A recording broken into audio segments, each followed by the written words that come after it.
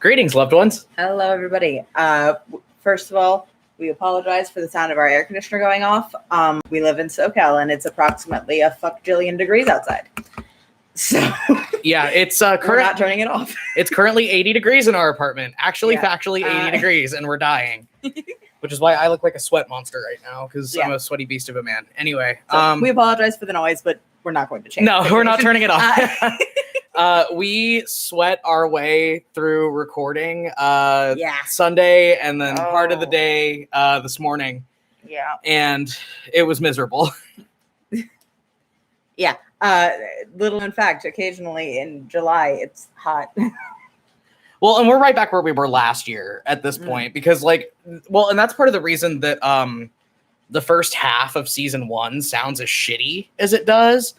Number one, we had a horrible mic that was like $30. Yeah. And number two, for back when I didn't know what I was doing as far as editing goes, I was like, oh yeah, we can leave the air conditioner on and I could just take it out with noise reduction. Yeah, and that made us sound like robots. Yeah, and then it made us sound like RoboCop. But anyway, we are less than 2 minutes in and we've already gone off on a tangent. Yeah. Today's gonna be good. So yeah, we told you guys we would see you next week, and it's next week. How are we feeling? Welcome to Pirate Hell. Yeah, we've been sitting on that reveal for like ever. Yeah, well, I mean, because we knew what the situation was back in season 1, episode 9, was when we had decided like what the whole situation with Sabine and the captain was going to be. Well, we knew before then. Yeah, we did know before then. Yeah. Yeah, the Kiva name reveal also. Yeah, and that we've been sitting on. Yeah, that we've been sitting on since we did the whole like outline of the podcast in our fugue state, where we like took a month and just like world built everything. Yeah. So yeah, we could say Kiva. It's fun to say now. Yeah. Kiva, my beloved. But yeah, so we've been sitting on a lot of the stuff that got revealed in episode 6 for a really long time. Yeah. So it's going to be really nice to finally be able to talk about a lot of it. Somebody said a cool, fun game me and my friends have been playing since Friday is, what would your character's pirate name be if they were named by the captain? pick your most iconic article of clothing. Or feature. Or something you're good at. Yeah. Because we almost named Ascot numbers. Yeah. That was almost a thing. He's good at math. Yeah. So we're going to dive right into the questions. Just remember, like, you know, if you guys have anything you want to ask, you can just drop it in the chat. We'll get back to it, circle around back to it eventually. Let's go. The episode playlist. Yeah. So talk about the playlist. Yes. It's somewhere down here. Here we go. The Dorina Harvey Band cover of Drunken Sailor. I told y'all there was going to be sea shanties. And Dorina Harvey is my headcanon singing voice for the captain. Yeah. So, but yeah, I just did that as a mood setter. That's the welcome to fucking Pirate Arc. Welcome to Pirate Arc. What do you do with the Drunken Sailor? What? Yeah, we're going to find out. Kiss him, I guess. Not for a while. Not for a while.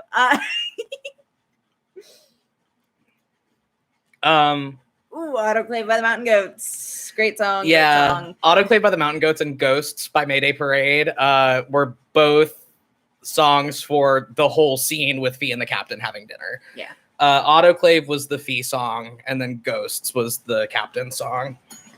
I really do have to make that patron playlist of Fee, but it's just Mountain Goat songs.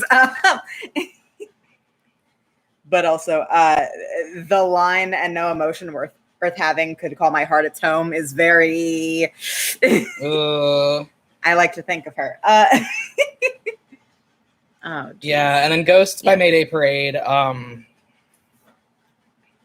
look up other good lines from Autoclave. While you do that, go off.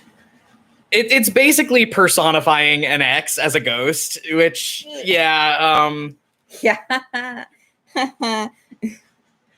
If there were monsters in the closet, well, I don't think I would be surprised. I hear him call out from my window. They try to trick me to come outside. We talked all day. I can't tell if he's real or a made-up version of her again. I'm never alone because I got you. Get this out of my head. Like, yikes. Yeah. Wow. I just think that A lot of the lines from Autoclave are good for Fee, but also when I try to open up to you, I get completely lost. House is swallowed by the earth, windows thick with frost. Sirens outside. Cool. Awesome.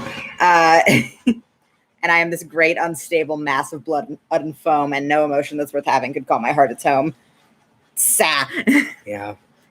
I just think that Fee. That wasn't actually the song off this episode that I put on the Fee playlist, though. The song off this episode playlist that ended up on the official Fee playlist was Clementine by Halsey. Yeah, the sirens outside are signaling a pirate party, said someone in the chat. Yeah, and then I've got another one from Ghosts by Mayday Parade. Yeah. You're on my lifelong list of wishes, and I could bring you back, but we don't belong here now. If he stays, that just means that I've got numbered days till I go back to my little world where it's just me and my imaginary friends. So go on, love, find a new direction, hold my heart, keep it for protection, and don't get stuck on your way. The other side's a scary place. Yeah. Yeah. Hey. And then Blood in the Water by Grandson was for the reveal of, oh, fuck, we can finally talk about, like, you know how we've been doing all of this ramping up and, like, eerie foreshadowing about, like, oh, you guys don't want to know what Moreland's been up to? Yep. That's what he's been up to. Yep. Pursuing a That's war. what he's been doing.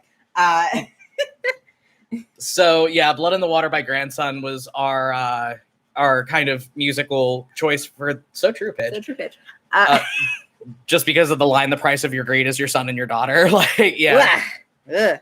I forget, did we put Clementine on the Kalesa playlist? Was that a parallel that we did? No. Okay.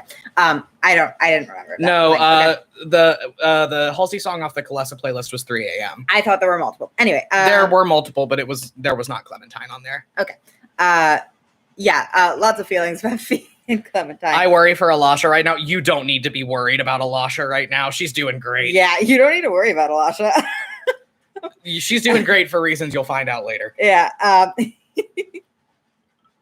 The chorus of Clementine being, because I don't need anyone, I just need everyone and then some. And then what else was up here? Sorry. And the lines, in my world, I'm 7 feet tall and the boys always call and the girls do too, because in my world, I'm constantly having a breakthrough or a breakdown or a blackout. I'm sure Alasha can handle herself, but if she's been told Fee's dead, Alasha knows Fee's not dead because Moreland knows Fee's not dead. Yeah. Because Moreland found out that Fee was not dead from somebody that we're going to meet next week. Yep. Who found out from the captain. Yep. Yeah, there's like a long line of telephone that goes back to Moreland finding out that Fee and Leo aren't dead. But no, we're going to cover that. Yeah, Moreland is pursuing a war in Vog Voldur on the premise that his daughter died on Volduran soil. He knows she is not dead. He wants the excuse. Yeah. Yeah. And then we have Mother by Florence and the Machine as the end track on this playlist. For the Kiva scene at the end. Yeah. Woo! Lots of feelings about that. The episode 7 playlist is one of my favorites that we've done. So we're going to talk a lot about that one next week. Wow. 7 and 8, I think, are 2 of my favorite ones we've done. And 11. Yeah, we've had fun with it. Okay, so let's dig into some of our other questions. Yes. What are all the pirates' classes and subclasses? U is a Path of the Storm Herald barbarian. Yeah. Pelican is a warlock with an undead patron. Yeah, because the new undead subclass came out in the Ravenloft. Yeah, Von Richten's Guide to Ravenloft. Yeah. And we really very much enjoyed it for some concepts that we had for Pelican. One being that when he drops below 0 hit points, he just explodes. Yeah. And does damage to everybody in a 30-foot radius. Yeah, and then reforms. And then puts himself back together. Yeah. Boots is, I believe we said... Battlemaster Fighter. Battlemaster Fighter, yeah. He's not good at it, so we keep forgetting that he's a Battlemaster Fighter because he's not in combat a lot. He's not in combat a lot, and for some reason, every time we've played him in combat, he just beefs it so hard. Yeah. He doesn't want to fight. He just wants to cook, man. Yeah. He just wants to cook. He's a gentle giant. Pelican has more hit points than Boots. Is a fun fact about Pelican. Neither Ascot nor Doc have classes because we didn't foresee playing them in scenarios, or we didn't foresee playing them in combat scenarios. Also, it's just funny that Ascot's just a guy. Ascot's just a guy. Yeah, that is one of our favorite things about Ascot. Is he's just a guy. He's the Galir of this podcast. He really does have like an AC of 5 and 10 hit points. Like he's just a dude. He's a dude. He's just, he's just doing his best out here. We find out a lot more about why Ascot, who is just a guy, is on the pirate ship later, and it's very funny. Glasses is an artillerist. Artillerist, thank you. I can never remember the name. He's an artillerist artificer. Yeah. The captain is a swashbuckler rogue. Yep. Did we forget anybody? I don't think so. That's everybody. Yeah, that's everybody that has a class. Yeah. And the cat doesn't have a character sheet, but he is unstoppable. The cat's actually the big bad of the campaign. We've been lying to you this whole time. Somebody in the chat said child with a gun. That was literally our character concept for Glasses. We were like, what if we make this sweet, nerdy little teenager, but then we give him a gun? Yeah. Yeah. What if we make this sweet, nerdy little teenager who's very soft-spoken, but also he makes and gives people guns and is very proficient with guns? We love Glasses a lot. Yeah. Gunner is a title on Pirate Cruise, and it is the one that he has. He's the cannons guy. Oh, jeez. And we love Glasses. He's such a sweet kid. He's great. He's very fun. He's had some good moments in the last couple episodes. I should clarify. Notice of delinquent repayment is not Glasses' cat. Notice of delinquent repayment is the ship's cat. Yeah. Just because we see Glasses a lot with him. Yeah. But yeah, he is not Glasses' cat. I think Glasses is the cat's favorite person. Glasses is the cat's favorite person, but the cat hates everybody. Yeah. The cat feels bad about scratching Glasses, and therefore he gets to handle the cat. Yeah. The reason that Leo had to feed the cat was because pirates are very superstitious, and like a lot of pirate ships have like a tradition that you have to do when you get on board, like either like touching the mast or doing something else weird. We were just like, what if they make people like weird arbitrary shit, especially with pirate ships, more so than other ships in the Age of Sail, because pirates are super superstitious. Yeah. So the reason that Leo had to feed the cat was because the ship has created this mythology in their minds of just, okay, we know that logically the cat doesn't control whether we sink to the bottom of the ocean or not. But you have to feed the cat or we're going to sink to the bottom of the ocean. So notice of delinquent repayment is the ship's good luck charm and also the rat catcher. That's how pirates do. Just like, logically, the cat does not control whether the ship sinks. But also, I thought you were going to say the cat does not control the weather. I was like, oh boy, holy Lilo and Stitch. You have to give notice of delinquent repayment to peanut butter sandwich. Why? I couldn't give him tuna. It'd be an abomination. Why does this matter? What is our favorite piece of fun pirate trivia? This is very special interest. I open the floor to you. Oh, my fun actual pirate trivia? Because I have a lot. So the reason that pirates were always portrayed as having so much gold and like all the earrings and stuff, partially was because they used their jewelry as a life insurance policy. So if a pirate were to die, all of his gold jewelry would be used to pay for a funeral. Yeah. Also, pirates wore earrings a lot. Number one, because there's a certain spot you can pierce on the ear. Pirates were like some of the first people during the Age of Sail, like European pirates, who in their cultures like had piercings all the way up their ears. And it's because there are certain pressure points in the ear that help alleviate seasickness. So a lot of pirates would get piercings in their ear on these pressure points to help alleviate seasickness. And also they wore the earrings down here, usually the gold hoop earrings, because they would hang wax from them to use as earplugs to keep them from getting hearing damage from the cannons. Yeah. That's some of my pirate minutia is like one of my special interests. I'm very sorry. I'm very fond. I've been playing Assassin's Creed Black Flag and Sea of Thieves like nonstop since we started Pirate Art because it's time for fucking pirates.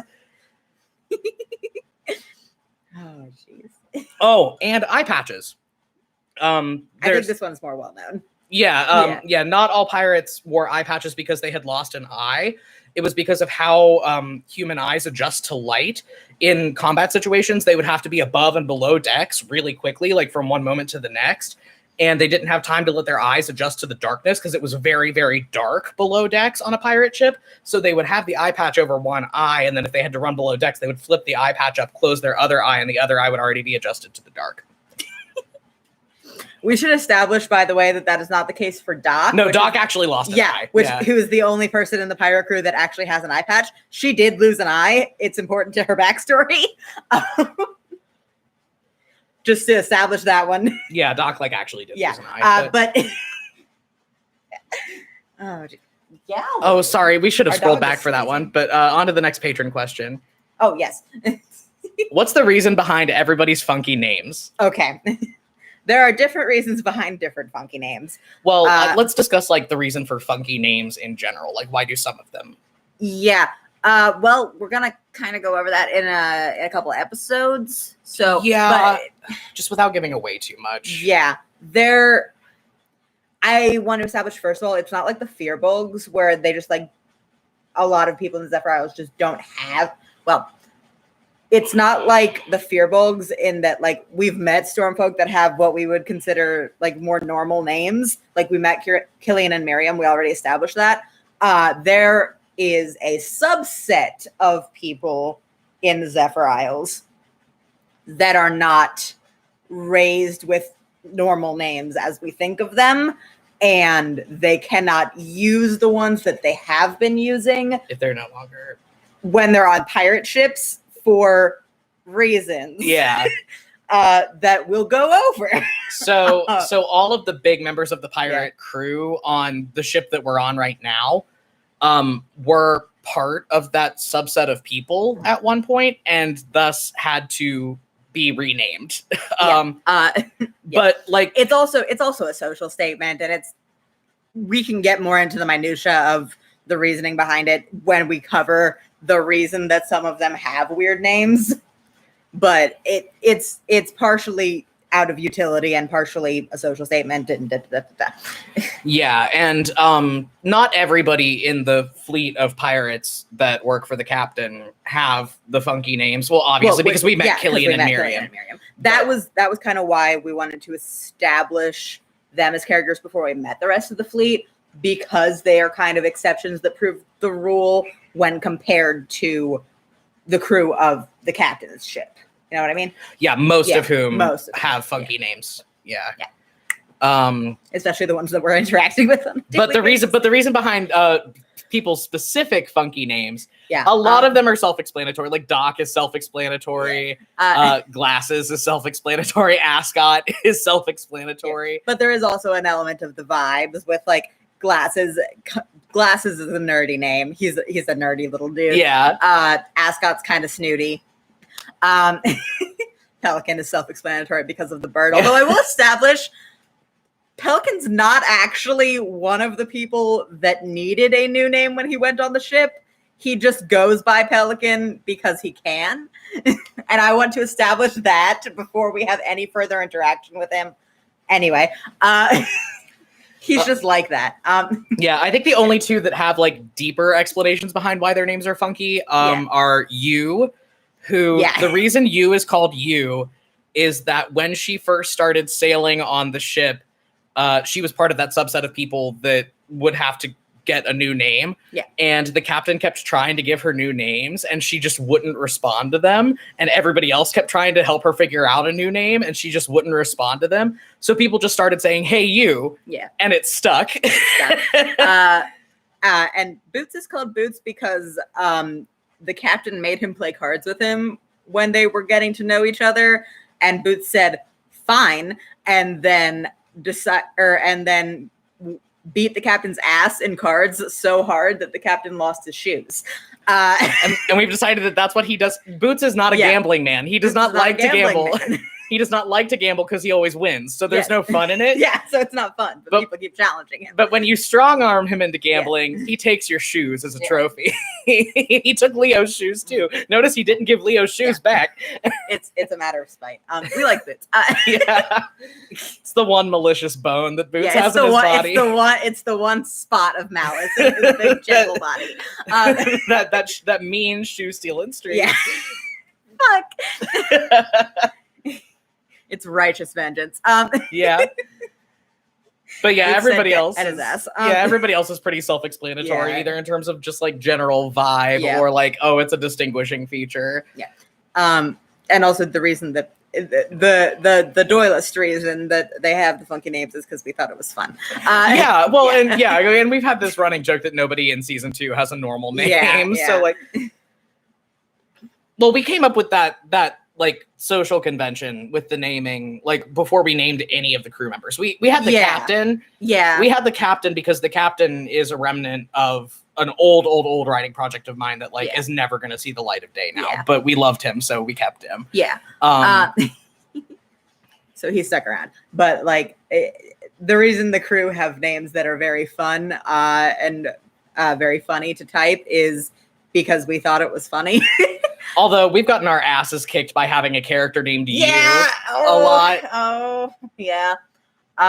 We have to say sentences like, and then you go do this. Yeah. But we have a couple really good jokes based off of it too, because like somebody will say something to like Leo or Fee about, oh yeah, something. I've got to go talk to you. Oh well, I'm standing right here. No. Yeah. But yeah, it's just fun. But yeah, our next question.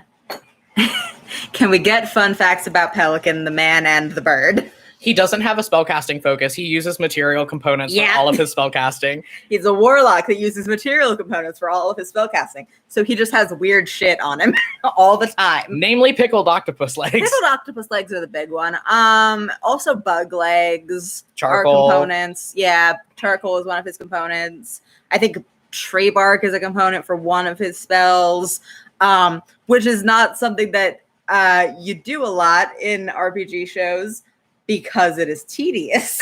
But because Pelican's an NPC and we get to kind of hand wave a lot of it. Because he's just funky and we just think that's fun for him to do. Yeah, I mean, look at him. Like, look at this man and tell me he doesn't have a jar of pickled octopus legs in his room. Of course he does. Of course he does. Of course he does.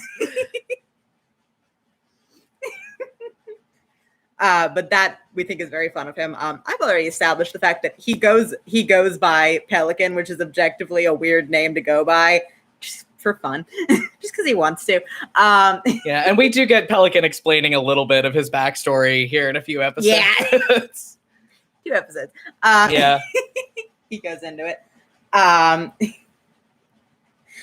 Pelican does not sleep and does not trance or breathe. Yeah, or eat. He doesn't have to. He can.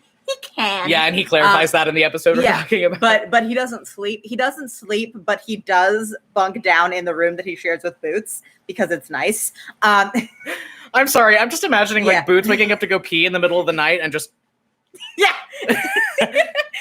hello, my love. Boots wakes up in the middle of the night and his husband's just playing mahjong with the bird. Yeah, with the bird. Yeah, because the bird is sentient. Like the bird. Yeah, the bird has its own will and its own thoughts and its own opinions, and many of its opinions are that it wants to cause problems. Speaking only for myself, I once swallowed a seagull whole. Yeah, exactly. I love the bird a lot. The bird is chaotic. The bird is a problem. That's the thing about the bird that you need to know is it's a problem. What other fun facts do we have about Pelican? The bird likes one person, and that person is Pelican. And I think the bird likes Boots. I don't think the bird likes Boots. I think the bird likes to bother Boots. I think the bird likes to upset Boots. That's true. That's not because he's a warlock familiar. Seabirds just fear no god. Exactly. Well, like we never dig into the lore of this, but like essentially the way I kind of conceptualized Pelican, he's essentially a warlock of Davy Jones. Like, basically. Yeah, like fantasy comp duel Davy Jones. Like, we never talk about his patron or anything. Yeah, we don't get into it, but Pelican is an interesting situation. Yeah. And he goes into it in a couple episodes, but it's just he's in an interesting situation. Yeah. In a lot of different ways.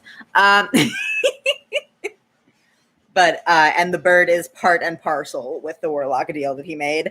I.e., after events that got him his warlock deal, he just woke up and the bird was there. Hello. Yeah, we've workshopped the whole scene that will never show up in the podcast. Yeah. Of just he wakes up on a sandbar and this bird is just there, and he starts frantically signing at it because what the fuck is up with this bird? And then, wait, hold on, let me do the voice. My good man, concentrate and you will see. What the fuck? Yeah. We love Pelican so much. And like, we genuinely did not. Pelican gets so much screen time this season. We did not mean for him to. He was supposed to be in like, he was supposed to be in like a couple scenes and that was it. And then just like every scene he's in, he just runs away with. Like, yeah. And good news for people that like the general vibes of Pelican. Oh yeah, like we're gonna get so much shit for my campaign 2 PC being a reskinned Pelican. Yeah, they have very similar vibes. Yeah, they were conceptualized separately, but yeah, they do have a very similar energy. Yeah. Good news for people who like the vibes of Pelican, but also like grungy sapphics. So true. Oh jeez. But yeah, Pelican stole every scene he was in. Seriously. It has been enchanting to have him on screen. He just extends every scene he's in by like at least 5 minutes. Yeah. We've had to cut scenes before because we didn't want to have Pelican stop talking. Yeah. Season 2, episode 8 is our longest episode so far. And partially because of Pelican. And 5 minutes of it is just Pelican just going. Yeah. No plot, just Pelican. So, yeah, he's been enchanting to have around. Anyway, next question. Why did the captain just have one of Sabine's dresses? One. So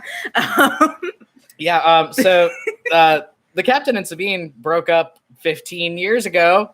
And the captain has not had the heart to get rid of any of her stuff or redecorate their room. He has all of her shit still. He has everything that she left on the ship still, just squirreled away because he is a hoarder. And he has not redecorated their room at all. Yeah, so like when I mentioned the thing about like he has the 4-poster bed in his room that has like the orange and gold and red scarves like draped across it, that was all like Sabine decorated. Yeah, that was entirely Sabine's decorating, and the captain just has not messed with it in the last 15 years since they broke up rather explosively. It's about the yearning. They've been separated longer than they've been together. It's about the yearning. It's about the yearning.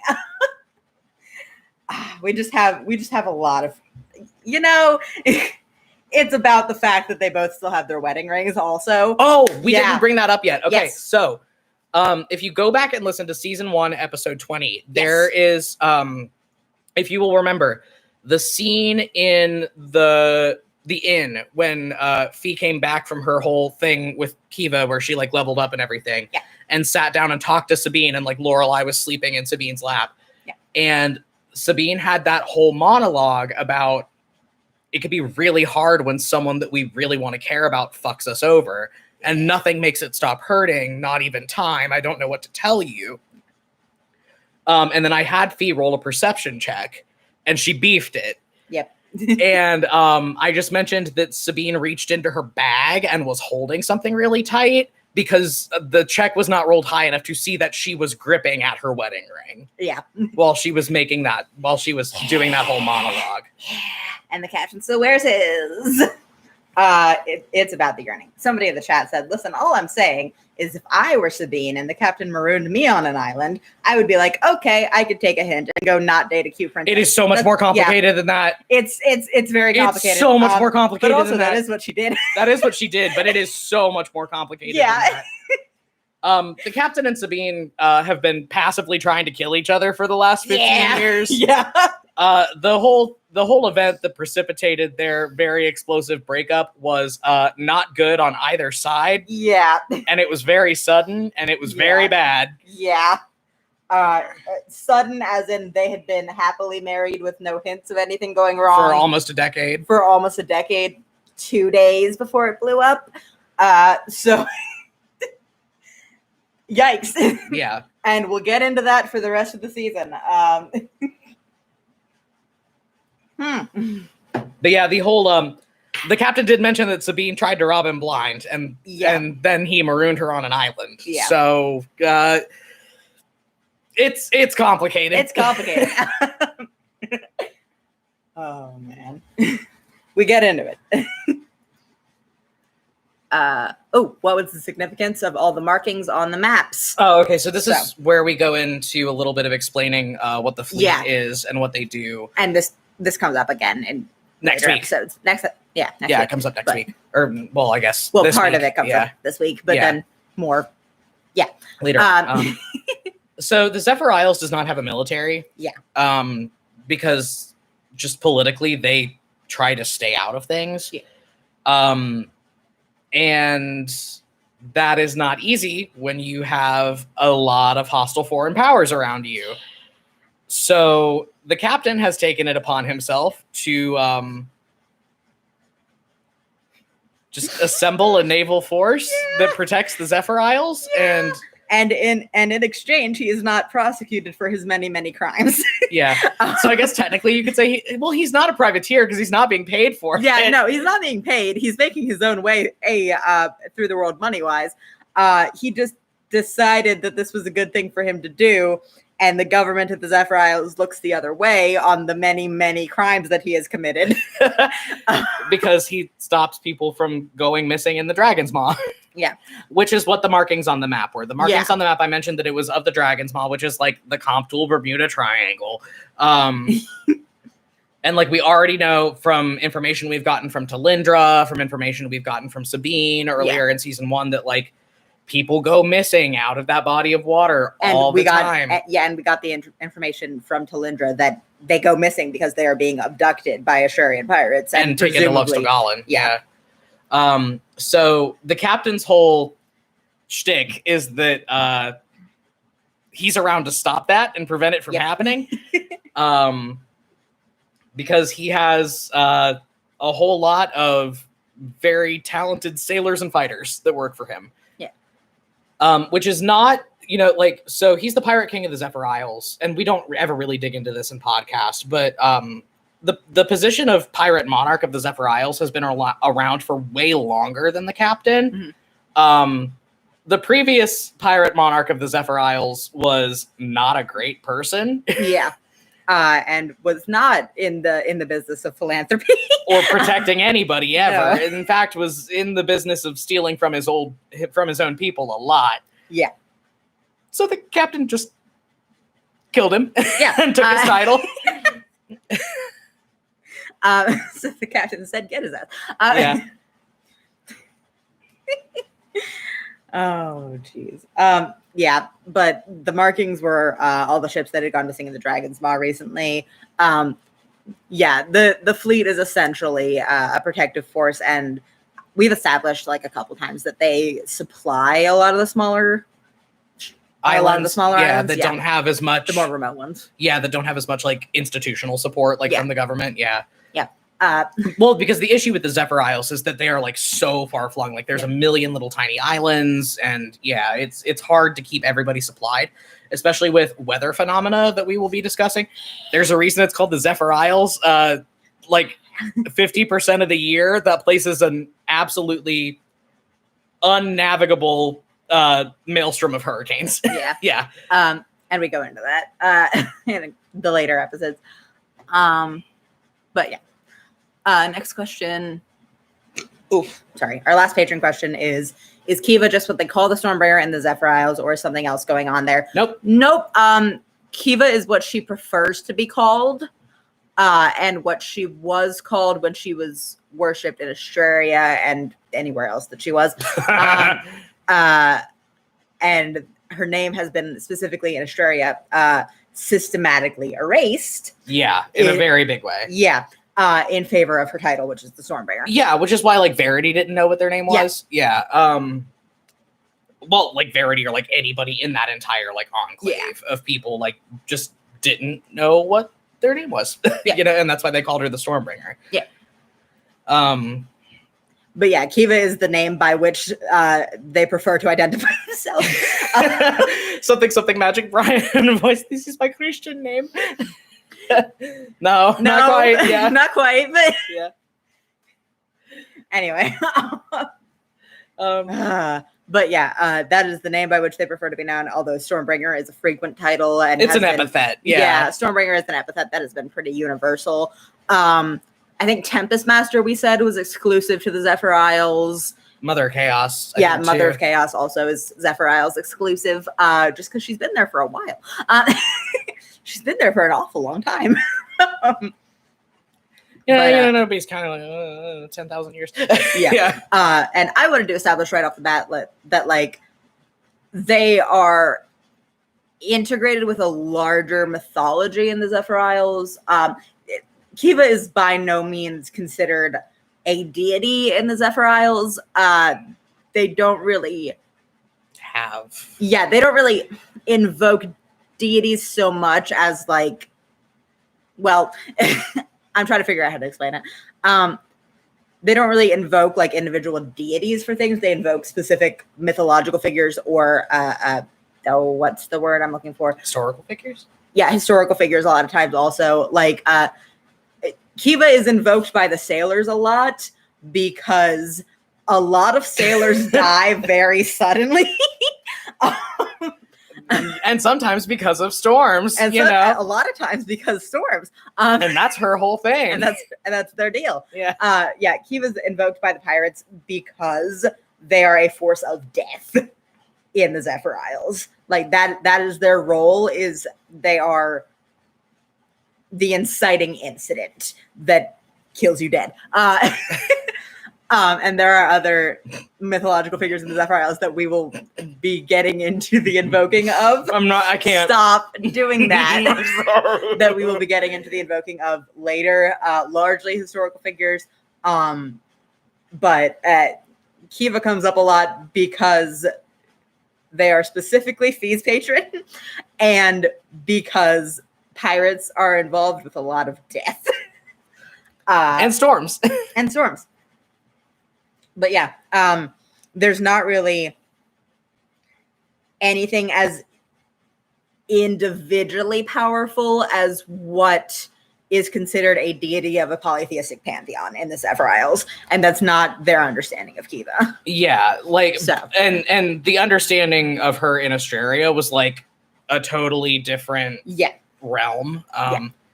But then a lot of shit happened. A lot of shit happened. But then stuff happened. That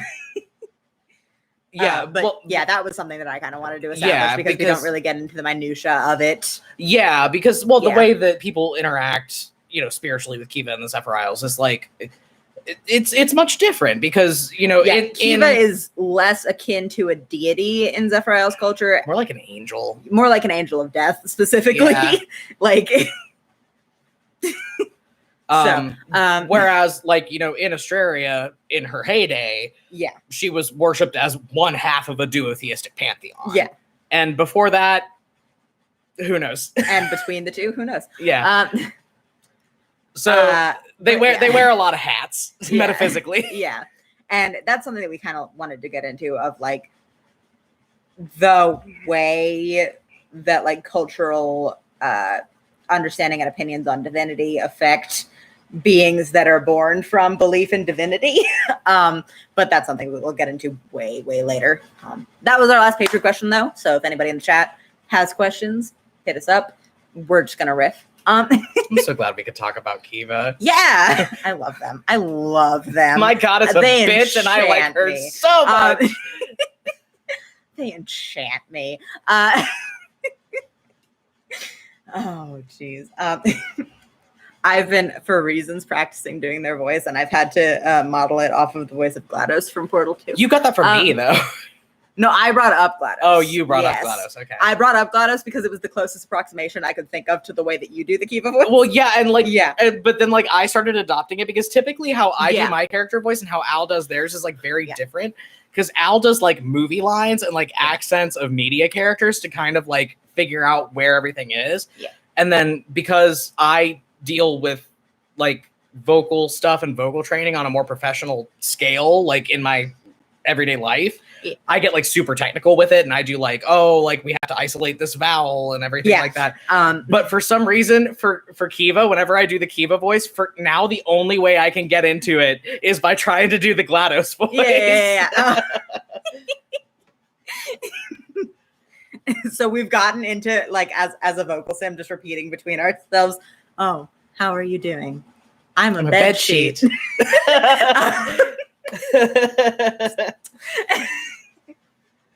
lots of just very fun opinions.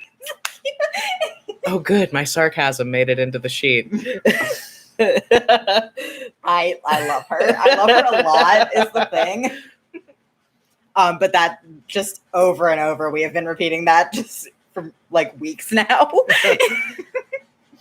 Well, yeah, because this when we said that this was a Kiva heavy season, we fucking meant it. Yeah. As evidenced by the fact that we haven't seen Kimmerl since episode 2, and we aren't going to see him again for a while. Yeah.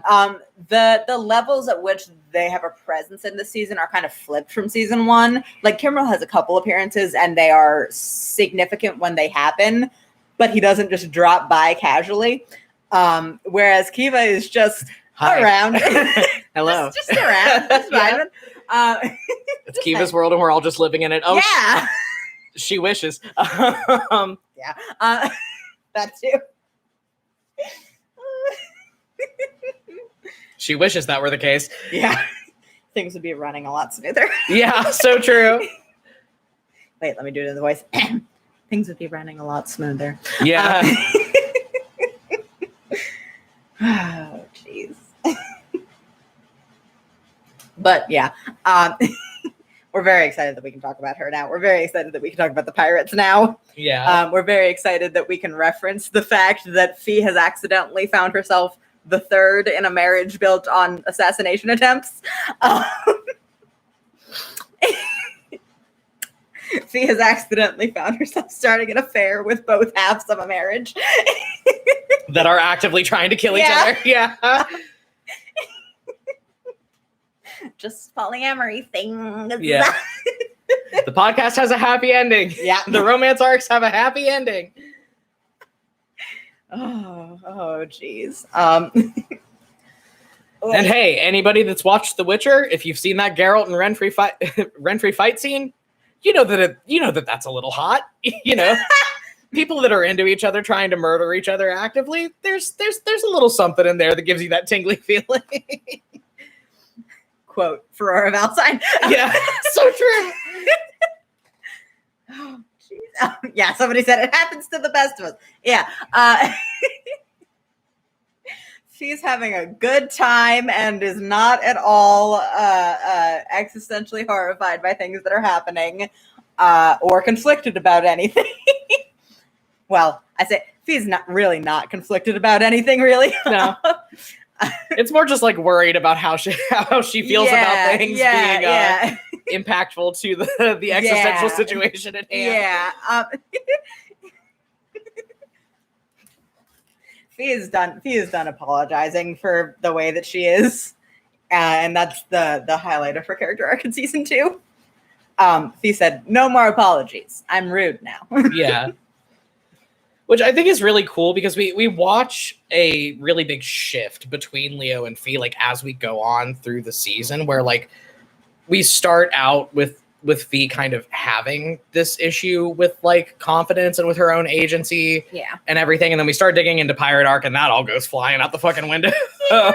because the captain's there like, aren't you tired of being nice, lass? Don't you just want to go ape shit? Yeah. Yeah. And also, Fee's just had enough. She just had enough. Yeah, whereas meanwhile, like, you know, we get this like very like big triumphant character arc for Fee in season 2 where she's like really coming into her own and really becoming confident with her abilities and with the way she sees the world and with her own worth as a person. Meanwhile, Leo's having a fucking dark night of the soul. Can't both be winning. Somebody in the chat said it's like the opposite of the just ended a relationship. Are you okay? Don't worry, it wasn't mine. Yeah. Just rekindled a relationship. Yeah. Congratulations. Oh no, it wasn't mine. It wasn't mine. Well, that's complicated. Fee later in the season does get to say the words "I'm a complicated situation" in relation or in reference to her relationships with Sabine and the captain. And also, well, technically, you could call me his mistress, but I am dating her too. Yeah, things are going well. Things are going well for Fecule derogatory. Oh. Oh man, we're having fun over here. We are. Episode 15 is going to be good. Yeah, it's going to be long, but it's going to 15. be good. Yeah. And then 16 and 17 are going to be mostly combat episodes. Mostly. 16 and 17 are going to be something. Yep. And then we're back to Vogvaldur. Yeah. Yeah. And then we get to see all the season 1 guys. And then I get to see Zed again. I miss my husband. Oh, yeah. Somebody said, is Captain Fee Sabine the Fecule then? And are they endgame? Absolutely. Yeah, absolutely. To establish that, whenever I have personally referenced Fecule, that's who I'm talking about. And I have intended for them to be endgame since we met Sabine. Because you knew what was going on with the captain and you were like, I want both. Yeah. Well, we were introduced to Sabine and I was like, God damn it, she's my type. And then I was caught up on the Captain and Sabine situation, and I was like, I mean, I have been writing Fee as polyamorous. I mean, and then I spent like a week going around her living room, like, please, Barry. But yeah, that I didn't fight you that hard. Yeah, on it. I was like, yeah, sure, fucking fine. Yeah. Like, it just wasn't the direction I was expecting you to go in, which like is my mistake because I made Sabine a Kit Snicket clone, and I don't know why I expected anything different. Yeah. Oh, jeez. But yeah, every time that I have personally referenced Fecule, that is who I'm talking about. I have intended for them to be endgame for 2 seasons. I love the Fecule so much. We're down to about 10 minutes, so if anybody has any like last minute questions or anything they want us to talk about, go ahead and drop it in the chat. But yeah, at this point in our pre-recording and in how everything is shaping out for the rest of the series, the endgame ships are Fecule and Leozed. Mm-hmm. And that's set in stone by now. Barring catastrophes.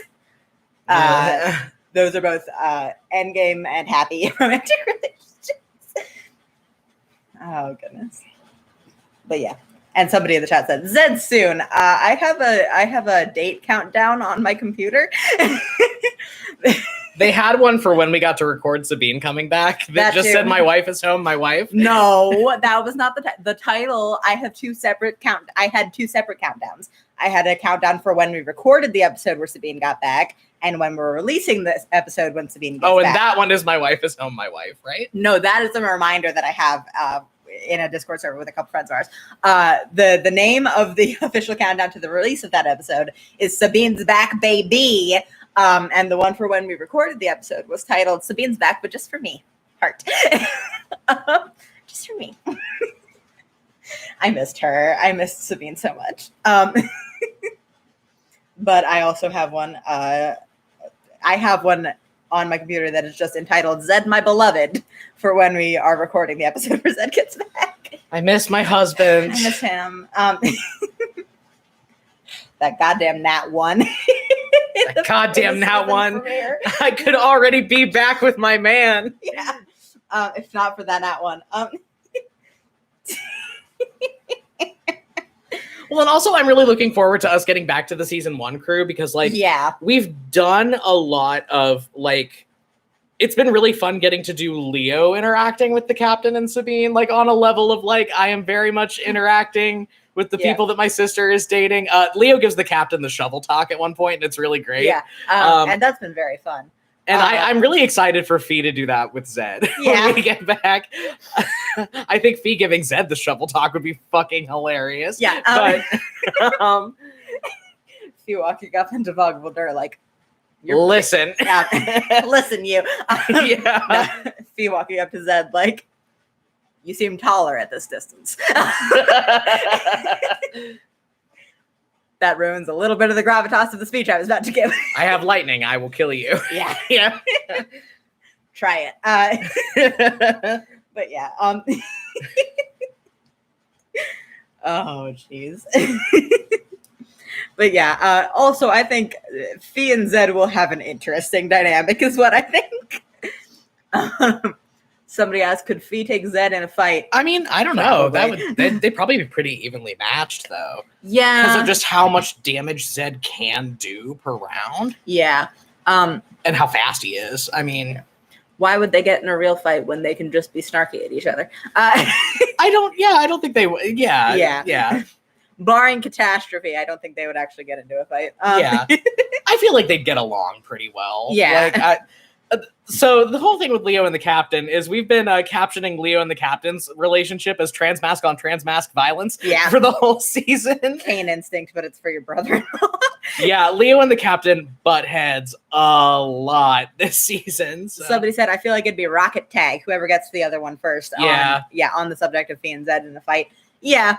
I feel like if we did a battle royale PvP type thing, it would just be a matter of who rolls higher on initiative. And the thing is that they both have very high initiative. Yeah, because Zed has ass hit points too. Yeah. So, yeah. Yeah, neither of them has high hit points. They both do a lot of damage very fast, and they're both fast. Mm-hmm. We're probably not going to do a battle royale. That would be very complicated. That would be so hard to run with two people. Yeah. The reason battle royales are fun is because there's a lot of people, and there's two of us. Yeah. So some combat heavy ideas for fun things to do are just not realistic because there are only two of us and we can't do it. The closest we will get to a battle royale situation is the season 1 finale. Or something in season 2, but yeah. Tell you who would have won that though. We figured that out real quick. Anyway. But stuff like a battle royale is just kind of not going to happen. That's why our bonus episodes tend to be very role play heavy. We have figured out our holiday game night bonus episode for the Patreon, though. It's going to be really fun. We're going to bring my wife in to help us again. Yeah. And we're going to do, I don't know if anybody here is a $5 tier patron, but last year around the holidays, we did Leo, Fee, and Kalessa play Cards Against Humanity. No, we did Poetry for Neanderthals. Poetry for Neanderthals, that's right. We did, which is a game where you have to explain concepts in one-syllable words or you get bonked on the head with a stick anyway. You can see the big inflatable stick. It's on the shelf. We hit each other with that a lot for our bonus episode last December. Yeah, but the for our contractually obligated December bonus episode. But for the game night episode this December, we're going to be doing Fecule Plays Trial by Trolley. Yeah, which is an ethical dilemma game. Yeah, it's based around the trolley problem of like you have to pull the switch to like make the trolley hit somebody, and then you get different cards that you lay out, and you try to convince the person holding the lever to pick the other person. And we had the thought that it would be very fun to play that with Fee, Sabine, and the captain because Fee and Sabine are both very ethically interesting people. And the captain is stupid. And the captain is absolutely a moron. Yeah. The captain has a -2 in. Yeah. A big old 7. A big old 7 to intelligence this man has. So that's not the next bonus episode that's coming out, but the one after that this winter, because the one that's coming out next is Lorelai and Courage Taken Tarum, yeah, which is coming out in. Let me consult the spreadsheet. Hold on. Yeah, somebody just said holding the captain so sweetly. He's just an idiot. He's no thoughts. No thoughts. All this man knows is steelboat, drink rum, and fuck. That's it. Yeah. The bonus episode, Lorelai and Courage Taken Tarum, will be releasing the end of August, beginning of September. Around there. Okay. About 5 minutes. Last call. Yeah. But yeah, we've also been planning out a lot of interesting mechanical stuff for our next campaign, which has been very fun. And we have been formulating some of the early content for that we're releasing. So that's been fun. But we can't talk too much about it because literally like the mystery is a big part of it. So yeah. It's a mystery campaign, so we're being quiet. I'm just saying that we have been working on it. Yeah. And that's been interesting. I'm just thinking about we did a test playthrough of Trial by Trolley the other night for this bonus episode that we're talking about. And my wife lost. At the end, it came down to my wife and me. And I can't remember what I had played that won and that got me the winning point. But I was like, oh, yeah, but I mean, you only left behind this. And she slammed her cards down, which is why we're making her play Sabine for this episode, by the way. I was like, oh, yeah, well, you only lost, I think it was like a dragon with a horde of something weird or something. I was you only lost the dragon horde. And she slammed down her cards and went, and ending world hunger, go fuck yourselves. And then she stormed off. And that's why she's saying Sabine. She was winning up until like the last 2 rounds, which went and I was losing. I was losing so bad. Yeah. But yeah, that's gonna be a fun episode because and ending world hunger, go fuck yourselves. Yeah, we're making Shells play Sabine because she is a very rational arguer or debater is the word, and she's very good at the ethics of it. And she's also an extremely sore loser in the world. She's the worst loser in the world. Which will be fun. Meanwhile, the reason that I'll be playing the captain in this is because I started losing in the first 2 rounds because I was playing the game wrong. Yeah. I was trying to make the conductor pick me instead of trying to convince them to pick the other person because I misunderstood how the game worked. Yeah, despite being the person that read the rules to us. Yep, and then I won. By sheer dumb luck. But yeah, we're very excited to do that. We're very excited to get that done. What else were we talking about? My brain has left the building. But yeah, we're very excited for that. And for Lorelai and Courage Taken Tarum. We're very excited for the preliminary things we've been working on for our next campaign. And we're very excited for next episode in which the secondary big bad of the whole campaign gets introduced. Well, yes. One of them. one of the bad people. Her.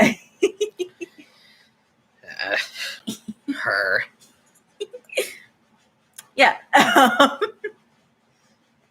And we get some other fun NPCs when we meet the rest of the pirate court. So that'll be good. Because I mentioned that the captain was the Pirate King of the Zephyr Isles, and he's fairly new to the position. I mean, not like new, but within the last couple decades, as far as like elf ages go. We get to meet the pirate monarchs of Tordoon, Vogvoldur, and Oskaya. And Astraria. I wonder who that is. I hate your ass. But yeah, it's a bunch of interesting NPCs next time. And we get to go to Parley Cove, which is one of the more interesting locations in the podcast. Parley Cove was really fun. It's very fun. Yeah, it just sucks that we didn't get to spend more time there, but it was really fun. Yeah. That's like, you know, and I know that Pirate Arc stretched out longer than we wanted it to, but I still found myself wanting to spend more time there. Yeah, which is a mark of I think the quality of the arc. Yeah. I would run, inflate my own ego. I would run a whole campaign in the Zephyr Isles. Yeah. The Zephyr Isles fucking rock. Like, yeah. Just put out a source book, but it's just staples. I mean, that might be a fun Patreon thing to do. Like, we could do. God, we'll talk about it later. Yeah. We'll get into that later. Okay, last call. 1 minute. Yes. Comp dual setting guide when. Oh, that would be. Tempt us, Frodo. Don't tempt me, Frodo, because I would do it. We have some TTRPG writing experience. Yeah. So. Well. Ish. But yeah. Ish. Nothing on that level, but we'll see.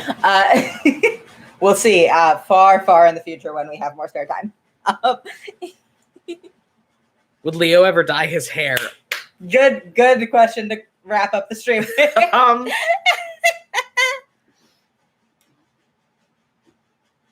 No. All right, there you have it, folks.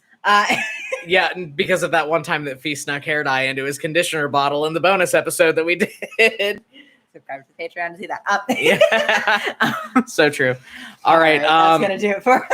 Next week, again, you know, we're saying again, next week is gonna be fun. We'll see you guys next Monday. Bye. Bye.